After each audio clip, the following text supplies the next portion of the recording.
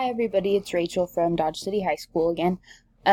So today I just wanted to share with you this resource. It's called Flipgrid. So it's an app, and then it also can be found on any search engine. If you just type in Flipgrid in the address bar, it will take you right to it. You can log in as an educator. The side that I'm showing you is the educator side. I'm using this source to promote some academic discourse practices in my classroom.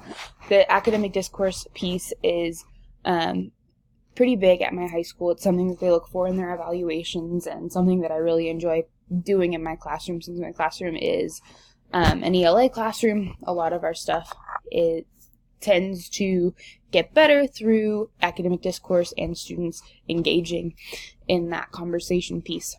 So basically what Flipgrid is it is a website that is used to create sort of a classroom type setting for a collection of videos. So I'll just show you.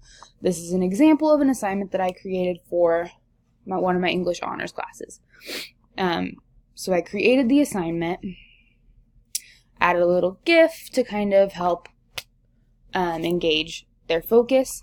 I posted the assignment on Google Classroom, so this was a direct link from Google Classroom, so there's not any instructions here, but there could be. So if you hit edit topic, like you add the title or whatever you want here, you can give the video a limit of minutes. I put 3 minutes on this because it was an interview assignment, so each student was interviewing another student, and so I gave each partner a minute and 50 seconds for their interview, or a minute and 30 seconds for their interview. And then right here could be the prompt for the video. So what the prompt for this assignment might have said was, from the point of view of a character from Cask of Amontillado, please interview your partner as the other character from Cask of Amontillado. So they had some things that led up to this assignment where they had to write 5 interview questions, and then the partner had to answer them on paper.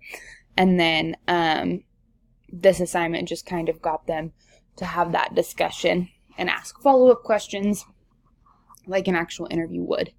And then down here is this fun little piece where you can quote-unquote add a focus. It's just kind of an interest piece that adds like a little thumbnail. So then there are lots of places that you can add more aids for your assignment. So you can add a tip for your students, so like just more instruction basically. And then down here you could add a link to like a video, you could add a link to an article, something like that. Okay, and then down here, you can enable or disable student-to-student replies, which is awesome. And then down here, you can click on this and then not allow students to see the videos until you've gone through and viewed them yourself and made sure everything was appropriate. I haven't had an issue with that, so I did not turn it on for this assignment. So right here, you can change it. So as of right now, students are required to add a selfie thumbnail after the video, so that I have a picture of the 2 students who are in the video. All the rest of it's pretty self-explanatory. So like I said, this is a really good resource to encourage academic discourse in your class. And so right here, it gives me the list of videos that were created for this topic, and then when they were created as well.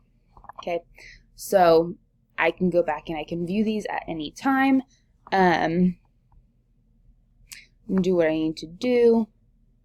So I can take this from this app right here. I can download the video and use it if I wanted to. I typically don't do that. You can also print a response QR code so that students can respond directly to a QR code. But yeah, it's really cool. You can create a new grid for each class, and then you can add as many topics to the grid as you want. Right now I only have this one topic on this grid, but I could add as many topics as I wanted.